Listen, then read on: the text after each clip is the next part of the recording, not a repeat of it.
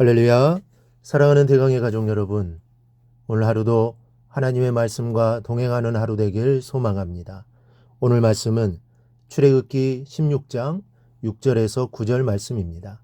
모세와 아론이 온 이스라엘 자손에게 이르되 저녁이 되면 너희가 여호와께서 너희를 애굽 땅에서 인도하여 내셨음을 알 것이요 아침에는 너희가 여호와의 영광을 보리니 이는 여호와께서 너희가 자기를 향하여 원망함을 들으셨음이라. 우리가 누구이기에 너희가 우리에게 대하여 원망하느냐. 모세가 또 이르되 여호와께서 저녁에는 너희에게 고기를 주어 먹이시고 아침에는 떡으로 배불리시리니 이는 여호와께서 자기를 향하여 너희가 원망하는 그 말을 들으셨음이라. 우리가 누구냐. 너희의 원망은 우리를 향하여 함이 아니요 여호와를 향하여 함이로다. 모세가 또 아론에게 이르되 이스라엘 자손의 온 회중에게 말하기를 여호와께 가까이 나아오라. 여호와께서 너희의 원망함을 들으셨느니라 하라. 아멘. 오늘 말씀 앞부분을 통해 우리는 이스라엘 백성이 양식 때문에 모세와 아론을 원망하였던 사건을 살펴보았습니다. 그리고 원망하는 자들의 특성에 대해서도 살펴보았습니다.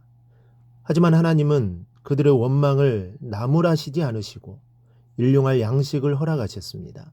오늘은 원망하는 것이 무슨 결과를 낳게 되는가에 대해 살펴보며 은혜를 나누도록 하겠습니다. 먼저 원망은 아무런 유익을 가져다 주지 못합니다. 원망은 마음의 평안을 도둑질해가며 내 뼈를 상하게 합니다. 이것을 잘 알면서도 우리는 원망을 퍼부을 때가 얼마나 많은지 모릅니다. 본문을 보면 신광야에 도달했을 때 백성들은 먹을 것이 없다고 불평하는 것을 볼 수 있습니다. 과장된 말로 원망하며 차라리 애굽에서 우리가 죽었으면 행복했을 것이라고 겁없이 원망합니다. 이때 모세가 하는 말이 7절에 기록되어 있습니다. 아침에는 너희가 여호와의 영광을 보리니 이는 여호와께서 너희가 자기를 향하여 원망함을 들으셨음이라. 우리가 누구이기에 너희가 우리에게 대하여 원망하느냐. 우리가 누구이기에 우리에게 대하여 원망하느냐라고 말합니다. 이 말의 뜻은 두 가지가 있습니다. 첫째는 하나님의 대리자에게 함부로 대항하지 말라는 뜻이 있습니다. 우리는 하나님의 명령을 따라 순종하는 사람들이라는 것입니다. 또 하나는 우리도 너희와 성정이 같은 인간인데 우리에게 원망한들 무슨 소용이 있겠느냐라는 의미가 있습니다. 두 가지 모두 맞는 해석입니다. 하나님의 대리자에게 대적해 보아야 유익이 없고 인간에게 하소연하고 불평해봤자 아무 소용이 없다는 것을 보여주고 있습니다. 두 번째는 하나님의 대리자를 원망하는 것은 곧 여호와를 원망하는 것이라고 말씀합니다. 8절 하반절을 보면 모세가 이런 말을 합니다. 우리가 누구냐? 너희의 원망은 우리를 향하여 함이 아니요 여호와를 향하여 함이로다. 아마도 당시 이스라엘 백성은 모세를 원망하는 것이 하나님을 향해 원망하는 것과 똑같은 죄라는 것을 생각지 못했을 것입니다. 하지만 오늘 말씀은 백성들의 원망은 모세를 향한 것이 아니라 곧 여호와를 향해 원망하는 것과 같다는 것입니다. 그렇습니다. 모든 일이 다 그런 것은 아니겠지만 교회에서 하는 일을 반대하고 원망하는 것이 하나님의 뜻을 거역하는 행위가 될 수 있다는 것을 조심스레 생각해 보아야 할 것입니다. 물론 중세교회처럼 교회가 잘못하는 일이 있을 수 있습니다.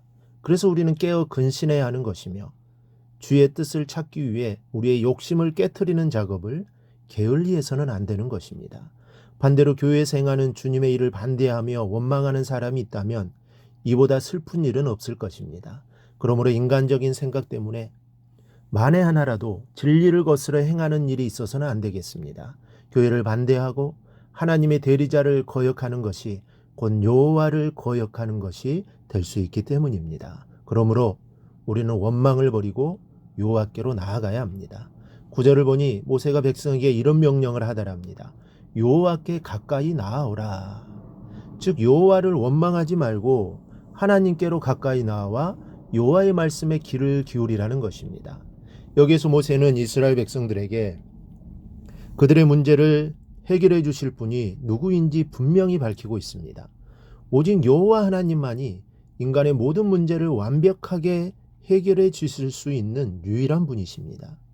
오늘날 우리 성도들 역시 매일의 삶에서 많은 어려운 문제들에 직면할 수밖에 없습니다. 재정적인 문제, 자녀의 문제, 진로의 문제, 직장의 문제, 신앙의 문제 등 우리가 직면하게 되는 문제들은 너무나 많습니다. 그럴 때 우리는 어떻게 해야 하겠습니까? 스스로를 자책하며 후회하거나 남을 원망하는 어리석음을 보여야 합니까? 아니면 자기 힘으로 그 문제들을 해결하려고 애써야 합니까? 하지만 보다 현명한 신앙인이라면 무엇보다 우리의 모든 무거운 짐을 대신 져주시는 하나님께 나아가야 할 것입니다. 하나님 안에 모든 문제의 해결점이 있습니다. 오늘 본문도 보면 하나님께서 모든 문제를 해결해 주십니다. 8절입니다. 모세가 또 이르되 여호와께서 저녁에는 너희에게 고기를 주어 먹이시고 아침에는 떡으로 배불리시리니. 이스라엘 백성들이 원망할 때 어떻게 말했습니까? 고기 가마 곁에 앉았을 때와 떡을 배불리 먹던 때라고 원망합니다.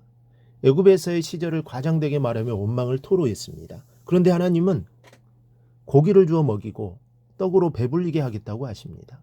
그들이 토로하는 것을 실제로 이루어 주신다는 겁니다. 그래서 너희들이 입에서 그런 말이 나오지 않게 해주시겠다는 것입니다. 그리고 실제로 그렇게 하셨습니다. 하나님이 모든 문제를 해결해 주신 것입니다. 여러분, 지금은 원망하거나 불평할 때가 아닙니다. 가난하다고 부자를 원망하는 것도 어리석은 행동입니다. 내 뜻에 맞지 않는다고 반대 편에 서는 것도 미련합니다.